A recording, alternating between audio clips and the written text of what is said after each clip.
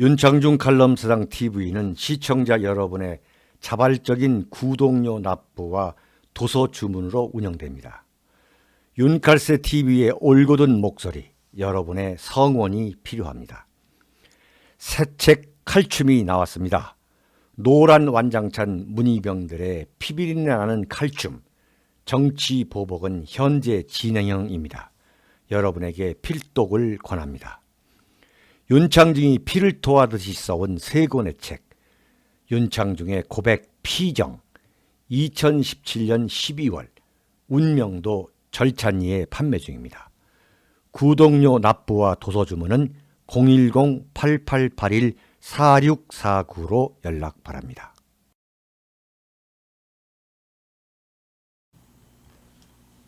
여러분 안녕하십니까? 윤창중입니다. 요즘 여러분이나 저나 대한민국이 이 김정은과 문재인, 여기에 또 트럼프 대통령, 이 3자가 벌이고 있는 드라마라고 할까요? 이 드라마에 완전히 대한민국이 뒤집어져 가지고 뭐가 뭔지 참 어디로 가는지 황당하게 참 가장 정확한 표현은 미쳤다고 말해야 좋을 거예요. 아마 미쳤다. 그래서 완전히 미쳐가고 있는데 거기서 역주행하는 거죠. 그 대세에 저항을 하는 거죠. 그게 아니다. 이것을 봐야 된다. 이게 중요한 거다. 이제 그런 역주행적인 주장을 하다 보면은 상당히 참 인간적으로 참 외로울 때가 많죠. 솔직히 말씀을 드리면. 그런데 그렇지 않구나. 제가 개인적으로 1981년에 정치부 기자를 시작해가지고 남북관계, 또 국제정치, 또 국내 정치 이런 것을 들여다보면서 나름대로 쌓은 어떠한 식견이랄까요? 이런 것을 바탕으로 여러분들에게 과감하게 이건 이거다. 그렇지 않습니다. 지금 대한민국이 완전히 미쳐 돌아간다 하더라도 진실은 이겁니다라고 그렇게 말을 할 때에, 주장을 할 때에 상당한 용기가 필요한데, 그럼에도 불구하고 상당히 고독할 때가 많죠. 솔직한 말씀으로. 그런데 그렇지가 않구나. 바로 이런 분들이 같은 생각을 하고 있구나. 같은 진단을 하고 있구나. 해서 참 제가 약간 외로워할 때에 용기를 주고 자극을 주시는 분들이 계시는데 좀 그 이야기를 좀 오늘 하려고 합니다. 그게 이제 황장엽 선생이었죠. 황장엽 선생이 1997년에 김영삼 정권 마지막 말기에 이제 대한민국으로 탈북을 해가지고 망명을 하셨는데 운이 나쁜 거죠, 사실은.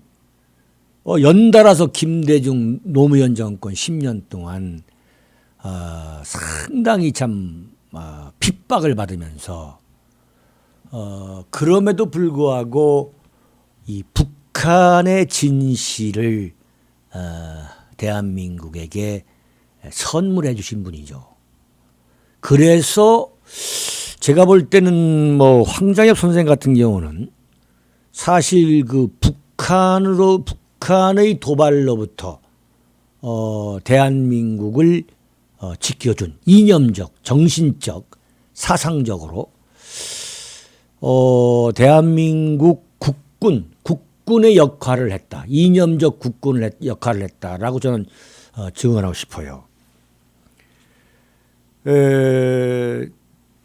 상당히 보수 우파들이 황장엽 선생의 그 존재 자체만 갖고도 우리가 북한에 대해서 이해하고 분석하고 진단하면서 가져온 여러 가지 그 신념을 아주 더 견고하게, 아주 확고하게 만들어 주셨고, 그 존재 자체만으로도 또 대한민국에서 그 좌파 진보 뭐 종북임내하는 그 떨거지들, 그야말로 하룻강아지들, 이 범무서운지 모르는 그 하룻강아지들이 그나마 좀 눈치를 보게 한 분이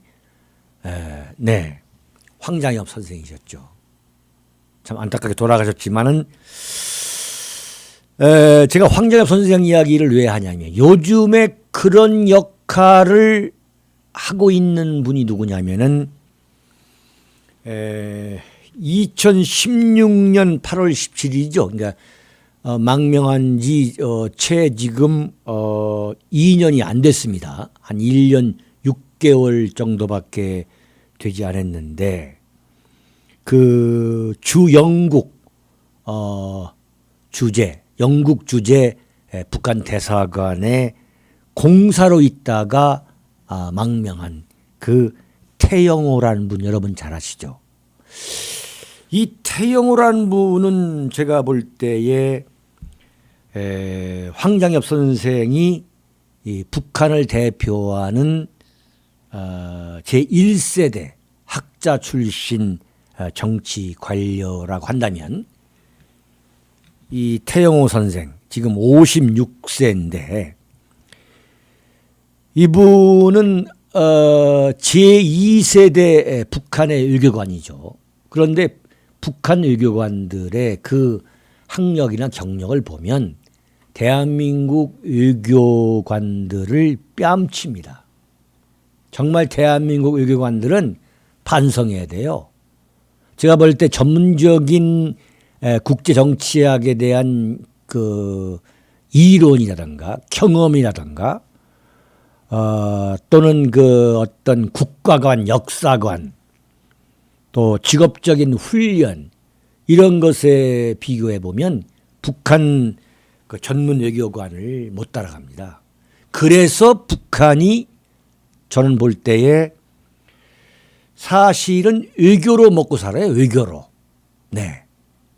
지금 그 북한 핵 문제, 이것 갖고서 지금 북한이 연명하고 있지 않습니까?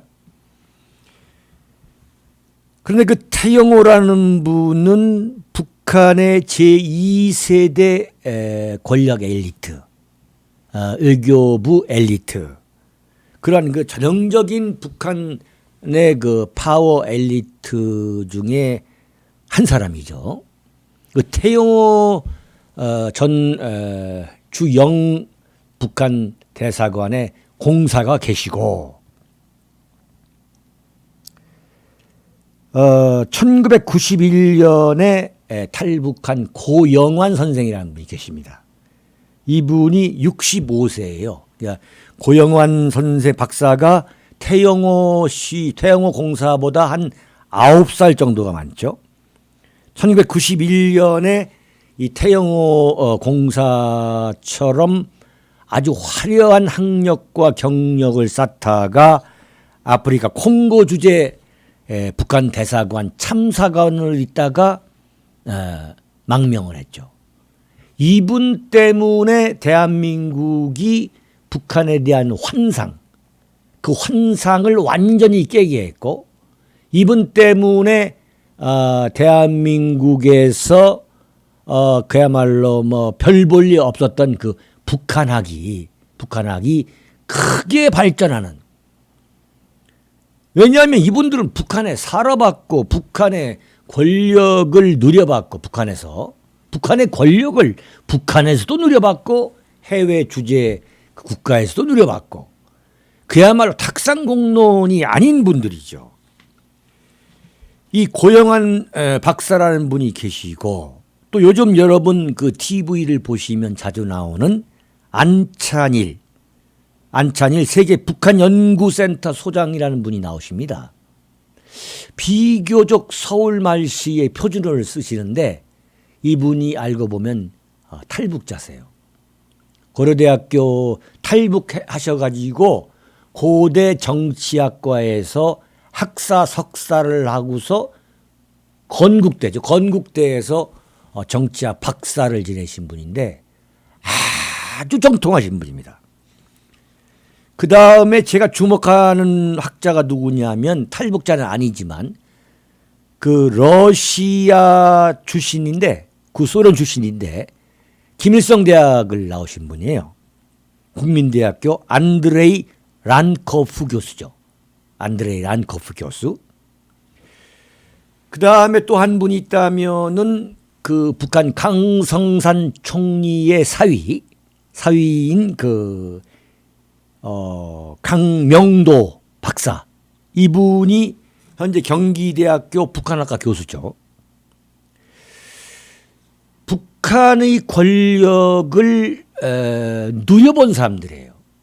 또 그것을 직접 안드레이 랑코프 교수처럼 직접 목도한 사람들이고. 그러니까 자신들의 그 경험의 학문적, 이론적 어떠한 기반이, 그 노력이 아주 차고 넘치는 분들인데 이분들의 한결같은 진단이 뭐냐. 김정은이가 핵을 폐기할 가능성은 결단코 없다는 거죠.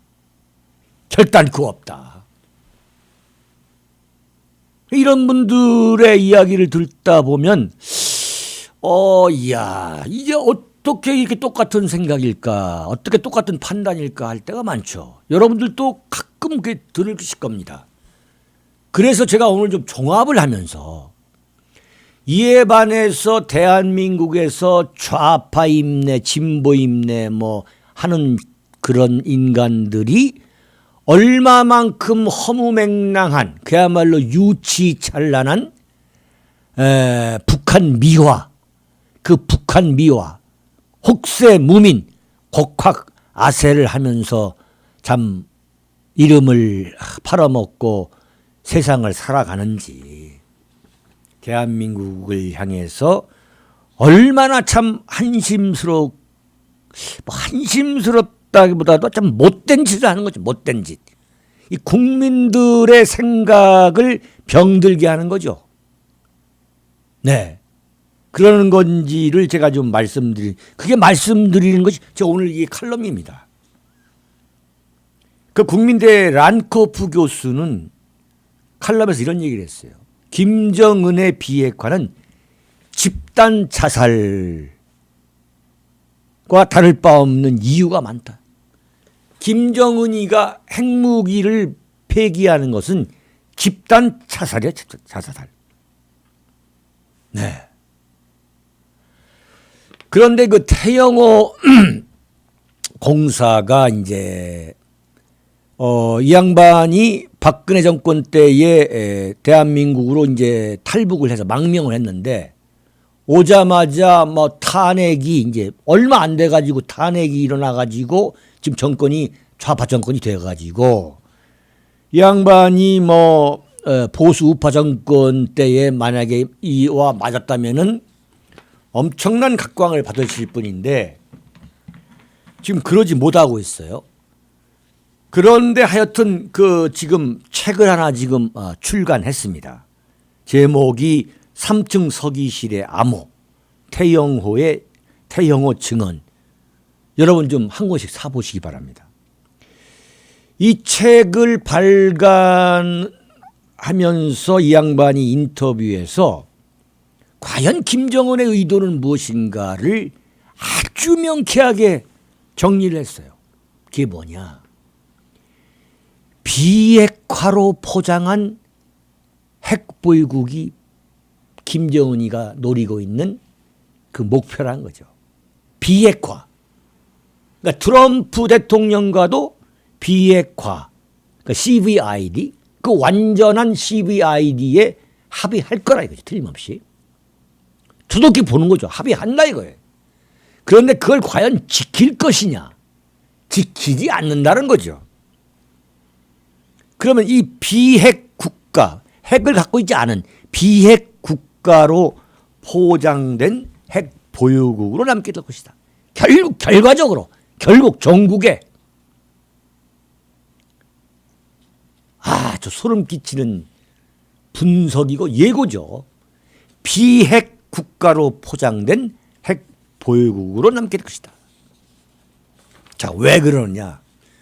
지금 우리들이 지금 이렇게 주장하고 있는 거 아니겠어요? 대한민국에서 뭐라고 합니까? 그건 완전히 소수 의견이라고 참 그야말로 냉대를 받으면서 한마디로 이런 윤창중을 뭐라고 합니까? 극우 보수라고 또 누가 그러더라고요. 어떤 사람이 칼럼에 보니까. 태영호 공사가 극우 보수일 리가 없죠. 그야말로 북한이 뭐 싫어서 온 건 틀림없지만 이 양반이 무엇 때문에 거짓말을 하겠습니까? 거짓말을 해야 될 아무 이유가 없는 거죠. 그게 뭐냐? 이런 말을 하게 되는 것은 뭐냐면 북한의 체제와 그 체제의 속성 그리고 김정은에 대해서 누구보다 잘 알고 있기 때문이다. 직접 겪어봤기 때문에. 이 태영호 공사가 왜 김정은이는 북한을 비핵 국가로 포장해서 비핵화 국가로 남게 하는 걸 최종 목표로 할 것이냐. 왜 그러냐 이거죠. 그러니까 진정성이 있고 완전한 핵폐기 그게 실질적으로 그렇게 가는 게 아니라 뭐냐. 북핵 위협을 감소시키고 핵 군축으로 막을 내릴 것이다 이거죠. 태영호 공사는 트럼프 대통령에 대해서도 아주 그 쇼를 부리고 아주 이 뭡니까 블러핑 한다. 블러핑 이 과대 포장하고 이런 거에 대해서도 구체적으로 언급은 하지 않았지만 사실 그렇지 않느냐라는 뉘앙스로 얘기를 하는 거죠. 그 이후로 북한은 미북 정상회담을 통해서 CVID 개념을 받아들일 가능성은 있으나 CVID의 개념이 뭐냐, 정확한 개념이 뭐냐 이거죠. 이건 뭐냐, 강제 사찰이라는 거예요. 북한에 딱 들어와서 내가 예컨대 IEA가 어디든 들어가서 언제 어느 때든 그야말로 임의로 그 핵시설을 사찰하겠다. 할 수 있는 이 강제 사찰과 무작위 랜덤으로 접근할 수 있느냐 이죠. 그런데 김정은이가 절대 허용하지 않을 것이다. 왜냐? 그렇게 되면은 그렇게 들어가 가지고 완전히 그야말로 사찰단이 아무데나 가서 무작위로 강제적으로 사찰할 수 있게 돌아다니는 것은 김정은 체제의 절대 권위를 허무는 과정이기 때문이다. 절대 김정은이가 그렇게 반대하지 않는다는 거죠. 이 대목을 트럼프 대통령, 존 볼튼 국가안보보좌관이라든가 마이크 폼페이오 국무부 장관도 좀 명심했으면 좋겠습니다. 그러면서 태영호 공사가 지금 대한민국에서 이 판문점 회담 이후에 그 김정은에 대한 호감도가 오르고 있는 거, 폭발하고 있는 폭발, 폭등하고 있는 거죠.에 대해서 아주 우려한다. 김정은이가 이런 합리적인 지도자이고, 이제 보니 이렇게 합리적인 지도자이냐? 에? 김정은이가 무슨 핵무기를 사용할 아무 사용할 리가 없고, 저런 김정은을 볼 때에 북한이 핵무기를 갖고 있더라도 별로 걱정할 게 없다. 이런 여론이 지금 대세화가 되고 있는 것을 한국 사회에 먹혀들고 있는 것을 아주 걱정을 했어요. 우리 다 마찬가지죠. 그런데 이 태영호 공사가 자신의 책에서 김정은을 뭐라고 얘기했느냐. 대단히 급하고 즉흥적이며 거칠다 이렇게 표현했어요. 한마디로 말하면 살인 독재자라고 그렇게 정의했어요. 살인 독재자. 살인을 밥 먹듯이 하는. 그 예를 딱 뭐 두 가지만 들어보죠. 2013년 7월에 조국 해방 전쟁 승리 기념관, 북한의 그 전쟁 기념관에 이 불이 났는데 김정은이가 완전히 막 뛰어 들어가 가지고 그 바닥이 완전히 물바다였는데 그냥 구두를 신고 들어가 가지고 고래고래 고함을 지르면서 말이죠. 완전히 쌍욕을 퍼부으면서 요즘 뭐 흔히 갑질 뭐 있었습니까? 내가 그렇게 분류심하라고 했는데 말이야.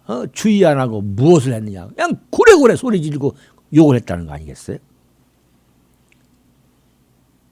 이게 2013년이면 지금도 5년 전인데 김정은이가 28, 9살 때 나이예요. 완전히 뭐 이건 아나무인이죠. 2015년 5월에 그 자라 물고기 말이죠. 그 자라 양식공장을 현지 지도하러 한다고 이제 갔는데 그 자라 새끼가 거의 죽었다는 거죠. 그러니까 이제 거기 그 공장 지배인이 이 전기하고 사료가 부족해서 이게 죽었다 그랬더니 김정은이가 말도 안 되는 넋두리 하지 말라고 말이죠. 그러면서 차에 오르면서 기가 막힌 얘기입니다. 지배인을 처형하라고 지시했다는 거 아니에요. 지배인을. 그래가지고 총살시켰다는 거죠. 총살. 이 태영호 공사의 증언입니다. 그 지배인이 이 전기가 없고 북한 전기가 없잖아요. 사료가 없다. 그래서 죽었다가 했더니 말도 안 되는 변명이 넋두리를 한다고 그래가지고 저 처형해버려라. 차에 타면서 죽여버리라는 거 죽여버리라고. 이런 자를 누구서 지금 말이죠. 대한민국에서 김정은 붐이 일고 있는 거. 이게 지금 제대로 된 나라예요. 그 다음에 그 고모부 장성택. 그 장성택이 누굽니까? 그 고모 김경희. 아버지 김정일이가 정말 애지중지했던 그 아버지의 여동생. 그 여동생의 남편이 장성택. 그 장성택을 그냥 고사포로 쏴 죽였잖아요. 흔적도 없이. 왜 그랬느냐? 고모부에 대한 뿌리 깊은 원한 때문에 죽인 거라 그랬어요. 태영호 공사 증언이. 뭐 더 이상 김정은이가 어떤 인간인가에 대해서는 이 이상의 더 리얼한 증언이 있을 수가 없는 거죠. 그런데 대한민국에서 그야말로 무턱대고 이 나팔수, 그야말로 참 못 말리는 나팔수가 있죠. 그 나팔수 가운데 그 유시민이라는 사람. 참 정말 귀를 의심하게. 유시민은 뭐 좌파는 좌파지만 이 양반이 북한에 대해서 김정은에 대해서 뭘 도대체 안다고 말이죠. 여기에 껴가지고 이름 한 줄 나오게 하려고. 또 뭐 그러면 그냥 뭐 이 좌파 언론에서 받아 쓰고 말이죠. 참 기가 막힌 얘기예요. 유시민이가 그 문재인과 김정은이가 그 도보다리를 거닐면서 왜 회담한 그 장면을 들면서 뭐라고 얘기했냐? 이건 참 눈물 없이 참 이건 들을 수 없는 참 눈물 나는 참 용비어천가예요. 네? 문재인은 일용직 가장이다 이거예요. 하루하루 이 더불어민주당을 먹여 살리고 이 그야말로 이 대한민국을 먹여 살리는 그 일용직 가장이고, 응? 김정은 위원장은 완전히 엉망이 된 가정 경제 속에 팔자 때문에 할 수 없이 집권한 소년 가장이라 이거예요. 얘라 이씨. 와. 제가 지금 얘라 그랬습니까? 이 방송에 이러면 안 되는데. 문재인은 여당을 포함해 하루 벌어 하루 먹이는 상황. 그런 일용직, 이야, 일용직 가장이고, 일용직 가장 여러분 아시셨습니까? 네? 아침에 일어나가지고 참 그 인간시장에 가가지고 참 그런 일용직 가장이고, 김정은은 팔자 때문에 집권한 소년 가장이래. 소년 가장이 지 고모부 총살시키고, 자라 공장 지배인 그냥 총살시킵니까? 이런 말도 안 되는, 이걸 정말 구역질, 정말 이럴 때 구역질이 난다는 표현이 정확한 거죠. 이야, 더 안 볼까요? 유시민은 뭐라고 했냐? 동네의 지탄을 받으며 어렵게 살아온 불우한 소년 가장과 하루하루 식구를 먹여 살리기 빠듯한 일용직 가장이 만나서 앞으로 덜 불안하게, 정말 눈물이 난다, 눈물이 나. 둘 다 서로 윈윈하면서 살아볼 수 있는 길을 열어보자는 것. 이야, 난 절박해 보이더라. 완전히 웃기지도 않게. 어떻게 대한민국의 말이죠. 뭐 자기가 입만 열면 나는 장관했다며. 참, 미국의 전직 장관, 미국의 국회의원들. 제가 요즘 미국의 소리 인용을 자주 하죠. 정말 놀라운 말이죠. 지금 이 태영호라든가 이런 분들, 이 북한 전문가들과 똑같은 의견을 얘기하는 거죠. 그런 사람들이 만약에 유시민 같은 무슨 전직 무슨 장관이, 대한민국 장관이 이런 소리 했다고 참 그런 소식을 들으면, 야이 이 사람아, 공부 좀 하게, 공부 좀. 응? 명색이 장관을 했다면 어떻게 방송에 나와서 이런 삼류 신파조 얘기를 하나 말이죠. 참, 이런 사람들이 대한민국의 국격을 정말, 응? 그러면서 뭐라고 했느냐? 이거 참 빠뜨릴 뻔했네. 유시민이가 뭐라고 했느냐? 김정은이가 지금 왜 지금 이렇게 나오느냐? 이른바 아버지처럼 살기 싫었어. 이다 이거죠. 에? 20대 후반에 최고 권력자가 됐는데 자기 할아버지는 미국과 전쟁을 했고 미국과 40년간 대립구도로 나갔다 이거예요. 그런데 앞으로 이 젊은 사람이 50년을 이렇게 살아야 하나? 미정이랑 나랑 스위스에서, 미정이 아니라 여정이랑 나랑 스위스에서 재밌게 살았는데 이런 생각 때문에 지금 이 밖으로 세상으로 나온다는 거예요. 완전히 무슨 김정은 마음속에 들어갔다 나온 사람처럼 얘기하고 있는 거예요. 참 무책임하고 유치찬란이고 말이죠. 이 대한민국 이 좌파의 수준을 그대로 보여주고, 그대로. 이 말씀드리다 보니까 또 시간이 많이 갔는데 이분 또 제가 빠뜨릴 수 없어요. 이 도올 김용옥 선생.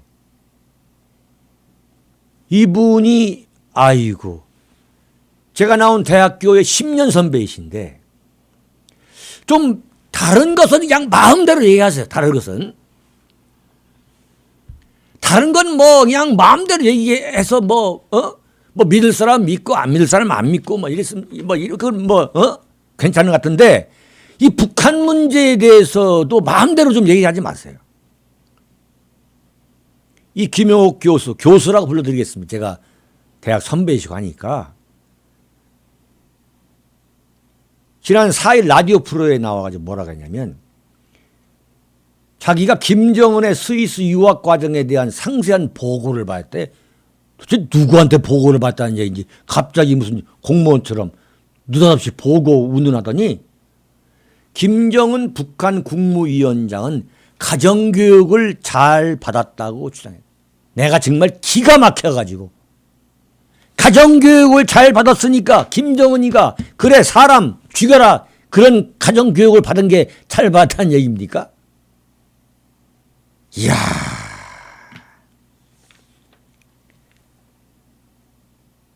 이분 그 하버드 대학교 다니분이에요. 하버드 대학교.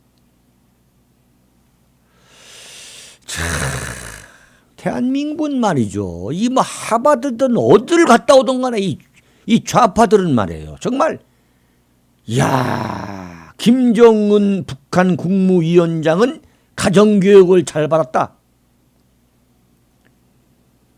그렇다면 김정일한테 살인하라는 가정교육, 이게 말이 안 돼. 유학과정이나 인생의 과정을 살펴보면서 김정은은 정상적인 인간이라고 생각했단 말이다. 김정은에 관한 정보는 지금 대한민국에 딱 두 권이 두 권. 이 김정일의 요리사 후지모토 겐지가 쓴 나는 김정은의 요리사였다라는 책 하나하고 후계자 김정은이라고 쓴 완전히 날탕. 그 두 권인데 그걸 전 세계에 없어, 전 세계에. 전부 다 이 후지모토 겐지 이 책을 갖고서 그냥 소설 쓴 거예요. 이걸 김영옥 교수가 묵어서 뭘 봤다는 거예요, 대체 지금. 누구한테 보고를 받다는 거예요. 자, 정말. 김영옥 교수는 참 제가 충격적인 그 장면이 있었어요. 제가 교육방송이 한참 정말 노무현 정권 때는 교육방송이 뭐 KBS보다 더 했습니다. 그래서 오늘 찾아봤더니 이게 2005년 8월 18일 EBS고 EBS. 제가 EBS를 보고서 제가 깜짝 놀랐어요. 이 김영옥 교수가 도리본 한국 독립운동사에 나와가지고 이 김정은의 할아버지 김일성에 대해서 뭐라고 얘기했느냐. 김일성의 국어교사 상월이라는 사람을 인용해가지고 이 교사가 뭐 정체불명이에요. 이 상월이라는 사람이 김일성이가 고등학교 시절에 조숙한 학생이었다. 다부지고 총명했다.